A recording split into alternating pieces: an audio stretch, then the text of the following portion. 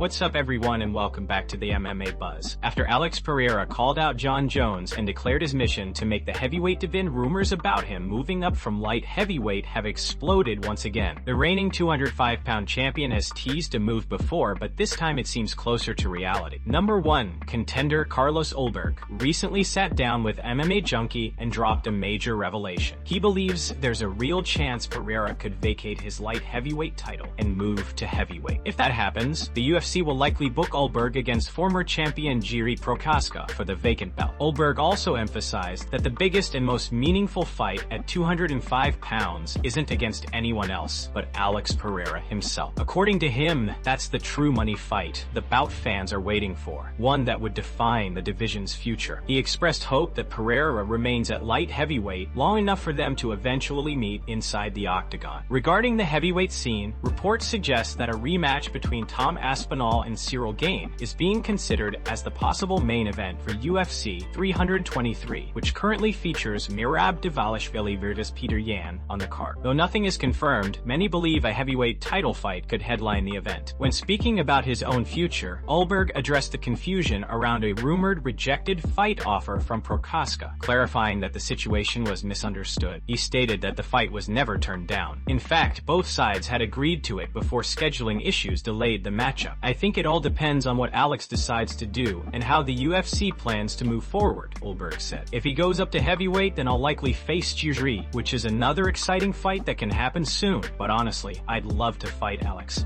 That's the big fight. That's the entertaining one, and it's the matchup fans want to see. Beating someone like Pereira would mean reaching the very top. Before moving on to the next news, we have a quick request for you. We're always working to improve our content and truly value your support. If you could take a moment to leave a like on this video, subscribe to the channel, and hit the bell icon, it would mean a lot to us. That way, you'll never miss an update. Move on to another news. Dana White recently weighed in on Alex Pereira's possible move to the heavyweight division, and surprisingly, he didn't rule it out. According to the UFC president, Pereira might actually take that leap, instantly setting the MMA world on fire. After all, Pereira has already conquered 2 divisions in record time, and a run at heavyweight could solidify one of the most legendary careers in UFC history. Meanwhile, the heavyweight division itself is in chaos after the controversial eye poke incident at UFC 321. Chael Sonnen, during his appearance on Ariel Helwani's The Uncrowned, raised a strong point. What if Tom Aspinall refuses to rematch Ciryl Gane? Sonnen said it would make sense if Aspinall took a stand, saying, "No, I'm not going to fight him again. He cheated and poked me in both eyes. He had his chance, and he ruined it." Sonnen also pointed out how odd it is that Gane seems to have come out looking innocent despite being responsible for the fouls. Shortly after, Daniel Cormier added his perspective, suggesting that December would be the perfect month to run it back. With November already booked, DC said he wants to see Aspinall and Gane settle the score before the year ends. Between Pereira's potential move up in weight and the uncertainty surrounding the heavyweight title, the closing months of 2025 are shaping up to be unpredictable and explosive. Pereira's next move could dramatically affect both the light heavyweight and heavyweight divisions, as he's currently one of the biggest stars in the sport. The big question remains, would fans rather see him face the winner of Aspinall versus Gane, or finally square off with Jon Jones? When asked about Pereira's future, Dana White responded, "Anything is possible. I don't like to look too far ahead or speculate about champions moving divisions, but we'll see how things play out by the end of the year. We've got a lot of exciting stuff coming up, and whoever holds that belt will be in a huge position for the company." It's clear that both fans and fighters are watching closely, because Alex Pereira's next decision could reshape the future of 2 UFC divisions. Move on to another news. Following Tom Aspinall's controversial no contest with Ciryl Gane at UFC 321, Jon Jones has once again taken over MMA headlines. The aftermath of the fight left many fans disappointed with Aspinall's performance, and Jones seems ready to capitalize on that. The former light heavyweight and heavyweight champion has made it clear that he plans to destroy Aspinall once he returns to action. While some initially dismissed Jones' social media posts as trolling, his recent re-entry into the USADA testing pool confirms that he's serious about making a comeback. Just days after UFC 321,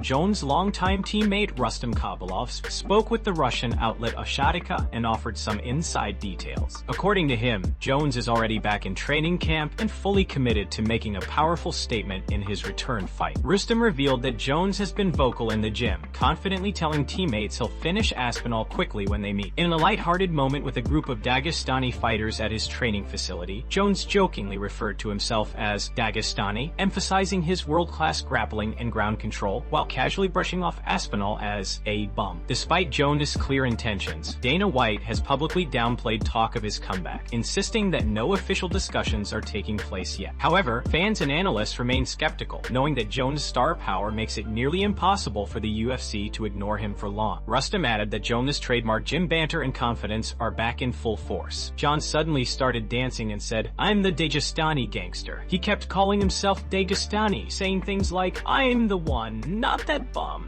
just talking trash and having fun." That kind of behavior from him is pretty normal in the gym, he explained.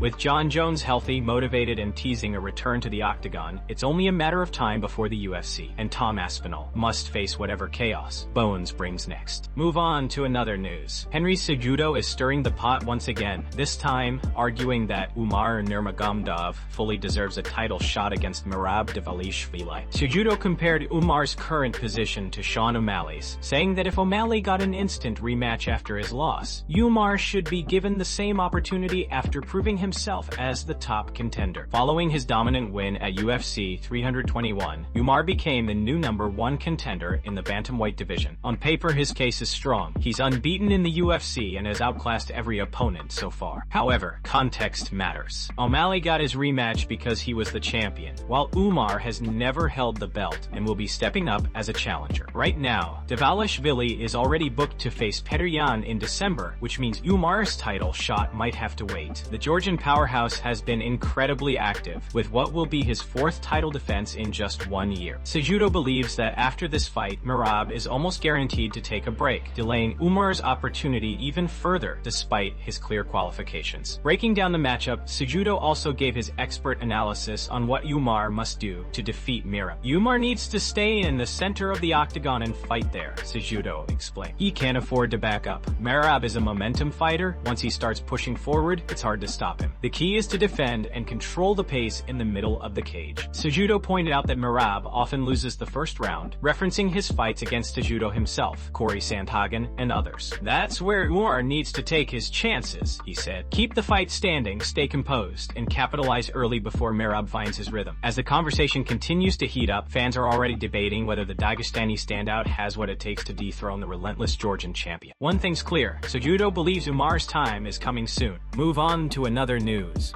Islam Makhachev recently shared his thoughts on the rumored matchup between Ilia Topuria and Paddy Pimblett, a potential fight that has stirred plenty of conversation in the MMA world.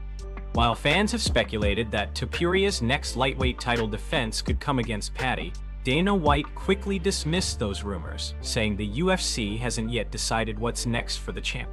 Makhachev, however, was direct in his opinion. He doesn't believe Paddy would be a real challenge for Ilia. "I don't think Paddy has been truly tested yet," Islam said, while also taking subtle shots at Michael Chandler in the process. He explained that fighters like Arman Tsarukyan have proven themselves far more in the division. "Our man deserves the next title shot," Islam continued. "He's been working hard, made mistakes in the past when he was supposed to fight me but couldn't make weight due to injury. Still, he's #1 in this division and has earned it." Makhachev emphasized that a fight between Topuria and Tsarukyan would make far more sense for the title picture than a bout with Pimblett. "Maybe Arman, maybe Gaethje, but not Paddy for sure," he said. "Who has Paddy really beaten? Tony Ferguson? That's not enough. He hasn't faced the top competition yet." When asked whether Pimblett's skills might give him a chance, Islam remained unconvinced. "He can do some things, but I don't see a big chance. Honestly, it's not a big challenge for Topuria. Arman is a serious test, Paddy, not so much. Nobody has truly checked Paddy yet." Makhachev's comments echo a growing sentiment in the MMA community that Pimblett's rise has been more about hype than high-level competition. Meanwhile, fighters like Tsarukyan continue to build solid resumes against elite opponents. For Islam, the next logical contender is clear, and it's not Paddy Pimblett.